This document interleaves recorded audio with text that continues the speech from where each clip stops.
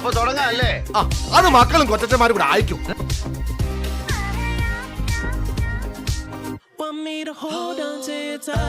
കൂടുതൽ ഇളക്കല്ലേ, ഇളക്കണ്ടെങ്കിൽ വേണ്ട, ഞാൻ പോവാ. എടാ താനെങ്ങനെ പോണേ? അപ്പൊ എന്തിനാ ഇളക്കല്ലേ ഇളക്കല്ലേ എന്ന് പറയണേ? ഇളക്കല്ലേ ഇളക്കല്ലേ എന്ന് പറഞ്ഞാൽ ഇളക്കാനാ? എന്നാ പിന്നെ അത് പറ.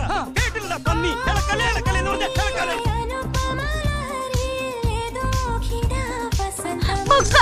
കുട്ടി അരി കണ്ടില്ല. എടി സാറല്ലേ, നീ ഇത് പൗഡർ ഇട്ട് നല്ല മീൻ്റെ മണം ഉണ്ടല്ലോ. പ്രിയ സഖി ഗംഗേ പയറു പറയൂ. ഇതിൽ മസാല പിടിച്ചിട്ടില്ല. ഞാൻ മസിൽ പിടിച്ചിട്ട് തന്നെയാണ് ഇളക്കണത്. മസിൽ പിടിക്കുന്ന കാര്യമല്ല, മസാല.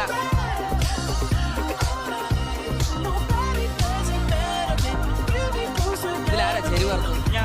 ആ അതെന്നെ. ഇങ്ങനെ വെറുതെ അല്ല, എല്ലായിടത്തും അച്ചുകൊണ്ട് കൈ എത്രന്ന് പറഞ്ഞ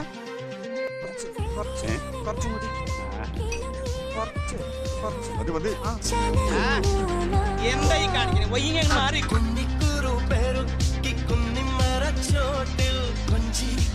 ഇത് തീർന്നില്ലേ? തിന്നല്ല. ഓ യമഹയായിരുന്ന ഞാൻ വിചാരിച്ച സ്രാവിനെ തലക്കൊന്നുണ്ടോ വന്ന്. ഇവനേതാ? സാറേ എനിക്കറിയാൻ പാടില്ല. ചോറാലേ ചെയ്യുന്നതാണ് ഇപ്പത്തി വന്നിരുന്നതാണ്.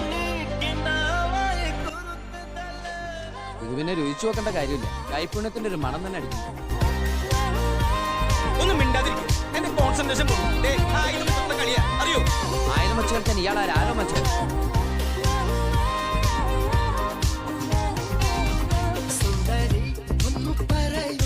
എന്താണോ തേയിലുള്ളിൽ കളിക്കാം? അതിട്ട് കളിക്കുക.